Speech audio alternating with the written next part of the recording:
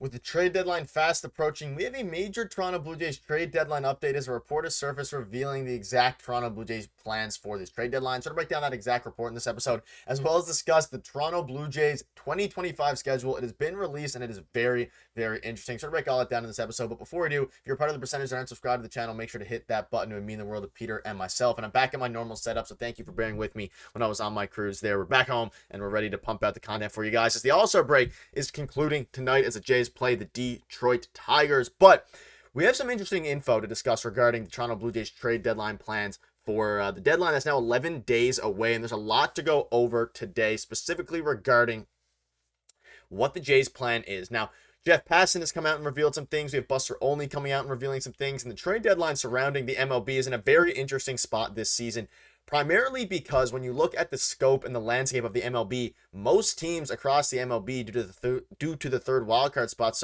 are competing for a playoff spot. So there's not many hard sellers. And Jeff Passan came on a recent Sportsnet interview and basically said that, hey, the Jays are in an interesting spot because they're really out of the playoff race. They're 9.5 games back of the wild card spot.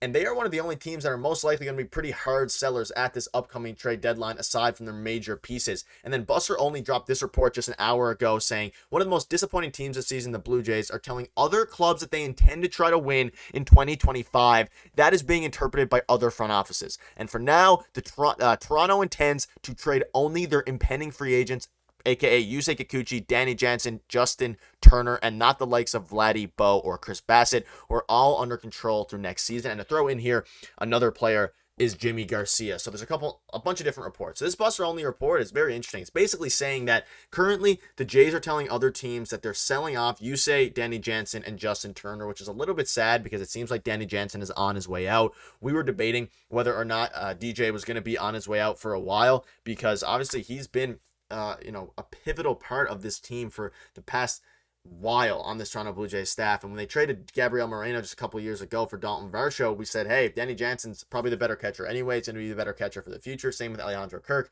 And if they're trading Danny Jansen, they must have a lot of faith in Alejandro Kirk to be able to sustain their everyday catching duties, which is something that he has yet to show the ability to do on this team. But despite him not showing the ability to do that, the Jays are sellers. They are going to be sellers this trade deadline, but they're not going to go all the way in and sell guys like Vladdy, Bo, and even Chris Bassett. They're going to keep those guys, and they intend to contend in 2025. Now, this makes a ton of sense for a few reasons. Obviously, Mark Shapiro, he didn't make it, but he conducted the renovations at the Rogers Center. So they're trying to compete. They want to get butts in seats. They want to make money. Of course, Rogers is all about making money. The interesting part is what Ross Atkins' future is for this team and regarding this trade deadline, because if they intend to compete in 2025 and they're trading off their rentals like you say, Jimmy Garcia, Danny Jansen, what's next for Ross Atkins? Do they give Ross Atkins the chance to, hey, you have one last chance to retool this team, this trade deadline, and then give him all of 2025? I'm worried that's going to be the case, and that seems to be the echoing statement of this report. Or are they going to let him go at the end of the year if they fail to make the playoffs like other reports are echoing and indicating? So that's a very interesting thing to keep in mind here. But the big thing here, Kikuchi, Jansen, and Turner are all almost surely gone, which is good because we're going to get some prospects back. We're going to help recoup some of the prospects that we've lost in the sense of lost because of lack of performance like Nate Pearson, or in the sense of PED like Aurelvis Martinez. We're going to recoup some of that farm system. And obviously Ricky Tiedemann's still injured, going to be out a while. So there's some good positive light in that regard.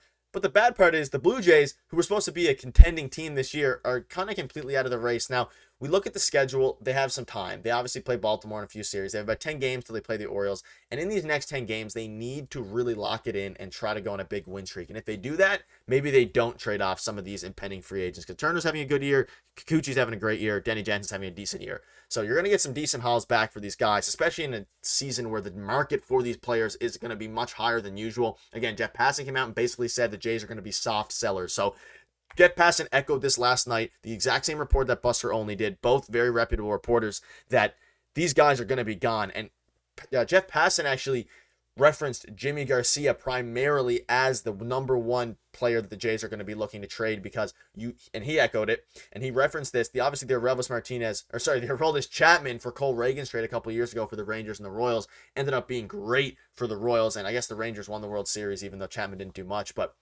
the Jays can get decent players. Now, I'm not saying at all the Jays are going to get a Cole Reagans type player, an all-star level starter for any of these guys. But the point is, when you have players and pending free agents, especially regarding, relievers and things like that you have to sell, you do it. And that's why they're going to sell these guys. And Passan predicts that Jimmy Garcia is going to be on the way out for the Toronto Blue Jays. So that's an interesting thing to keep in mind there. Just a little bit of tidbit I want to throw in there. But it's going to be rough. It's going to be an interesting time, especially after the deadline. They're still kind of competing. Like, if they get rid of their pending free agents, they still have a decent club, so they're probably not going to tank completely. They're still going to try to get wins, but just with maybe some of the younger guys and the younger youth movement. And this is an interesting thing you see from Brandon. This is an interesting comments from DePito on the state of the trade market. What if a team was willing to listen on a certain dynamic player? And this is obviously talking about some Jays having some dynamic players, but you can basically see this here. Now, this is obviously DePito is obviously I'm not a Blue Jays front office guy, but you can basically see how, like, teams across the MLB, read the last statement here. So right now it's not. And this is as late as we've ever gotten into a trade deadline where I can say it's not. And he's obviously referring to the fact that there's not many players available on the trade market. He says, and again, I don't know if we're going to be able to access that on the trade market. And he's looking to create better flow, more contact within our offense. So it's another team's front office saying that they want to create better flow within their offense and that there's not many of those players available out there. The Jays have a couple of players that could look to fill a lot of these spots. And that point of this statement is that, hey, the Jays can go out. They have a lot of players that they could trade and a lot of players that other front offices would want, especially in a league and in a time of the MLB era where playoffs are very easy to get into and not many teams are sellers, which is obviously the third wildcard spot has kind of pushed teams to be more buyers and sellers. It could work out very well for the Toronto Blue Jays. When you look at this, the last time the Jays were sellers were 5 years ago. They got Kay Wood Richardson for Stroman, Hatch for Phelps, and two players we named later for Eric Sogard, Kyle Johnson, and Daniel Hudson. I remember that like it was yesterday. And unfortunately, Atkins' quote of turning 14 years of control into 42 years of control, still funny to this day. The last deadline that Atkins had in 2019 was pretty bad. They didn't get much out of the selling route, which is a bit scary. And this is why Jays fans are scared, because do you want to give Ross Atkins a chance to sell all these guys? It's going to be very interesting. But let me know in the comments what your thoughts are on all this report by Passan, this report by Only. It's going to be very interesting to see what they do. But quickly, before we wrap up, let's go into the schedule for 2025. Now, we're obviously not done 2024. It's going to be interesting to see what happens with that. But the schedule has been revealed for 2025. And it's the earliest opening day schedule in MLB history for the Blue Jays. And it's the 27th of March. They open up a series against Baltimore, and then a series against Washington, and then the Mets, and then the Red Sox, and then back at Baltimore again for a while there. But the big thing here is that it's a very early start for the league. It's March 27th for the Blue Jays, and then it's March 18th for the Dodgers and Cubs, who play in Tokyo.